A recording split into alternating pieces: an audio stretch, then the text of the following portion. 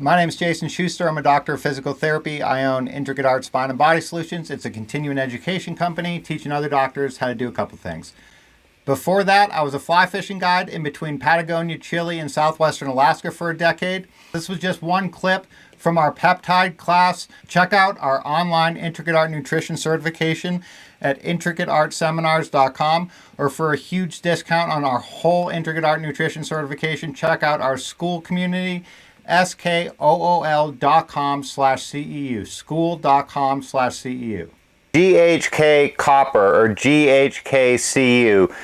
Another name is glycyl histidyl lysine. GHK is a naturally occurring tripeptide, and it's made up of three amino acids: glycine, which is the G, histidine, which is the H, and lysine, which is the K. I don't know who in the hell decided to make lysine K and not L, so it should really be GHL in my opinion. But anyways, GHK, one of the many weird name things in science, it really likes to bind to copper. GHK is a peptide on its own made of three amino acids, and then that peptide has a high affinity for copper. And copper is a very antibacterial, antiviral substance, you guys. So copper on its own seems to have a lot of good properties as far as health and well-being goes. And GHK is really heavily studied as far as hair loss goes, skin regeneration, nervous tissue, bone, lungs, liver. GHK is in a lot of skincare products. It is really helpful for hair loss. That's one of the primary things that people use it for, and it helps with a whole lot of other stuff, which we're going to talk about. GHK modulates the expression of a bunch of cancer-causing genes, just like thymosin alpha-1 does. GHK and thymosin alpha-1 both are very helpful for certain types of cancer, and they may be helpful for more types of cancer that we don't know about that haven't been studied. But GHK reverses the expression of 70% of the genes in a certain gene signature for metastatic colon cancer or metastasis-prone colon cancer. That's, from what we can understand about this one type of colon cancer, 70% of the genes that get turned on too much that lead to this type of colon cancer get turned down secondary to GHK treatment and therapy. By taking GHK, you're turning down the expression of the genes that are producing the proteins that are leading to you getting certain types of cancer. That's how these things are working. Really interesting. Again, just like thymosin alpha-1, thymosin beta-4, BPC-157, GHK has been around for quite a long time. It's been around since the 1970s. What they did with this study was they were injecting the plasma of young people into the liver of old people. They were injecting GHK into the liver of old people from young people, and it caused the old livers to look more like young livers, so the cells themselves. And this is how one of the ways through which BPC-157 is seen to be working, thymosin beta-4, thymosin alpha-1.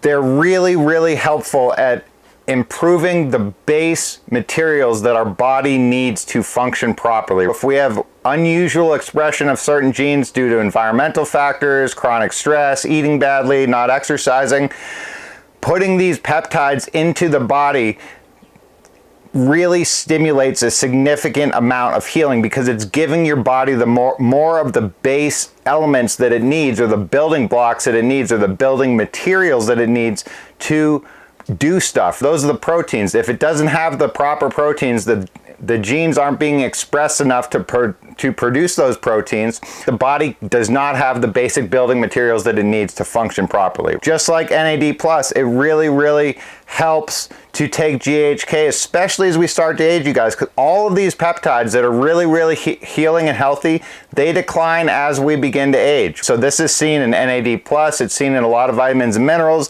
and it's seen in these peptides.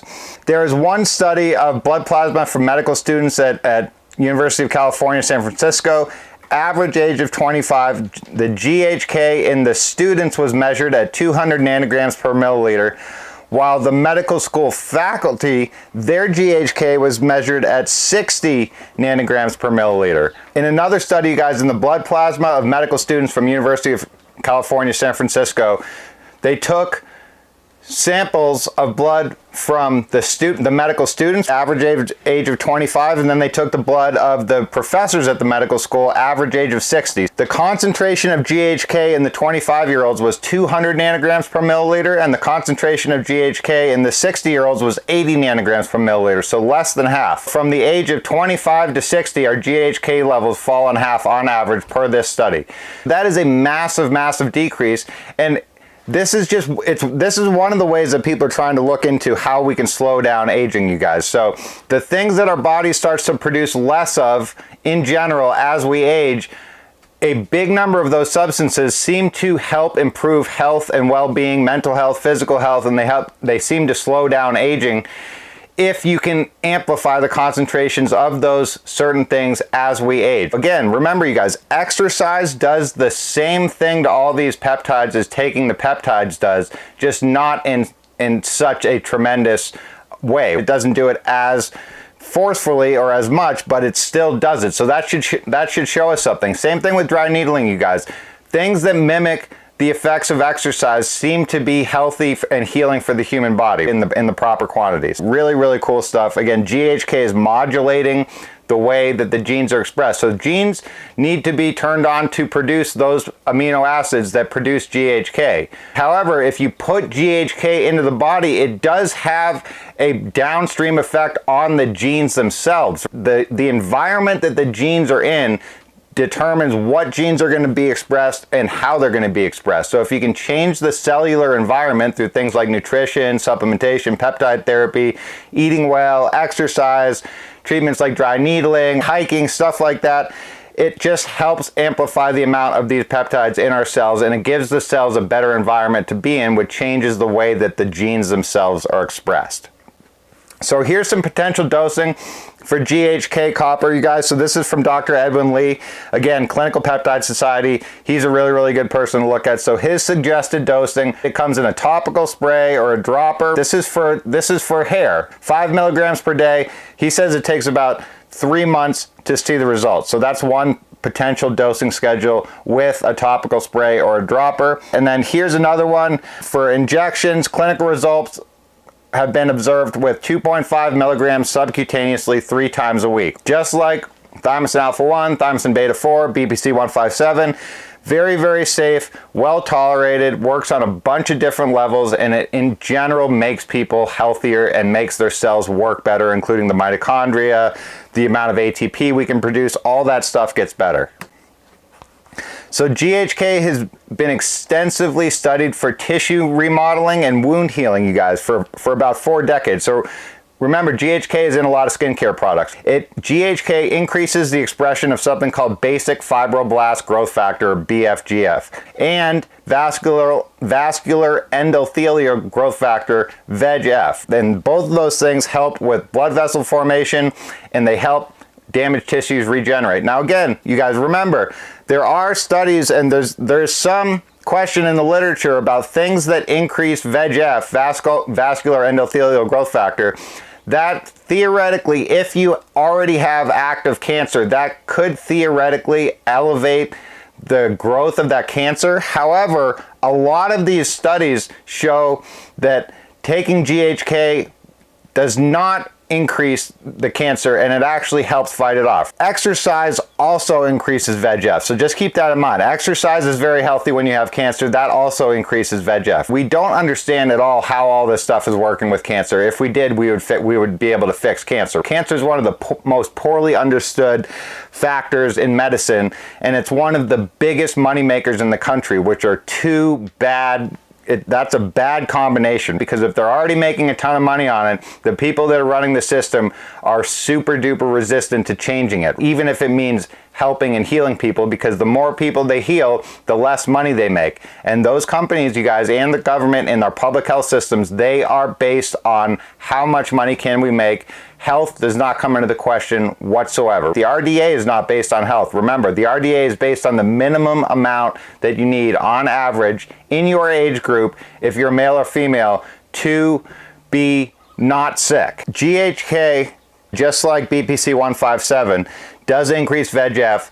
However, neither one of these things have specifically been shown to increase the likelihood that your cancer is going to go the wrong direction. Just keep that in mind. That is one thing that's mentioned in the literature. At low concentrations, GHKs are really, really helpful for healing capillary cells, to build new blood vessels, which is one of the things that you need to regrow hair, you guys. That's one of the ways that it's working.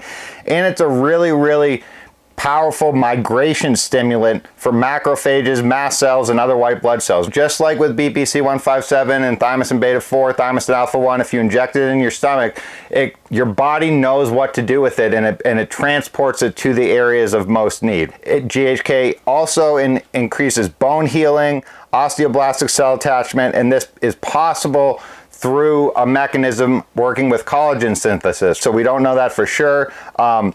But they've shown lots and lots of good studies looking at this. And remember, you guys, collagen is the most prominent protein throughout the human body. Things that help improve our collagen function are typically really, really healthy for us. GHK seems to be one of the things that does that. Thanks for watching, you guys. We're going to have more clips from our different nutrition courses coming out. Keep an eye out for part 2 and for other parts of our other nutrition courses, dry needling courses, and other good educational information.